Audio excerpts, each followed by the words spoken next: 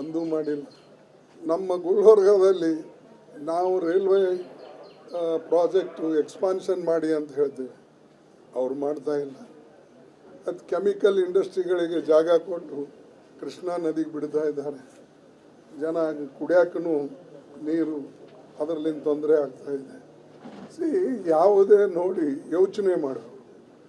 ನಾವು ಟೆಕ್ಸ್ಟೈಲ್ ಪಾರ್ಕಿಗೆ ಅಂತ ಮಾಡಿದೆವು ಮತ್ತು ರೈಲ್ವೆ ಪ್ರಾಜೆಕ್ಟ್ ಅಂತ ಮಾಡಿದೆವು.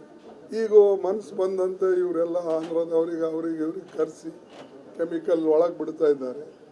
ಜನರಿಗೆ ಭಾಳಷ್ಟು ತಾಪತ್ರೆ. ಅಂದರೆ ಇಂಥ ಕಡೆ ನೀವು ಲಕ್ಷ್ಯ ಕೊಡಬೇಕು. ಅದಕ್ಕೆ ಇವ್ರ ಬಲ್ಲಿ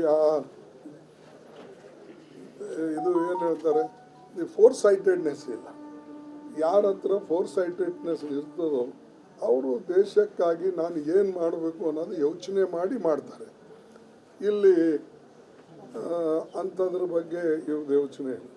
ನಮಗೆಲ್ಲ ಯಾರ ಹಠ ಹಿಡಿದು ರಕ್ತ ಕೊಟ್ಟು ಸತ್ಯಾಗ್ರಹ ಕುಂತು ಯಾವುದಾದ್ರು ಅವು ನೋಡಿ ಮಹಾರಾಷ್ಟ್ರದಾಗ ಪದೇ ಪದೇ ಕೂಡ್ತಾನೆ, ಪದೇ ಪದೇ ರಿಸರ್ವೇಷನ್ ಕೇಳ್ತಾನೆ.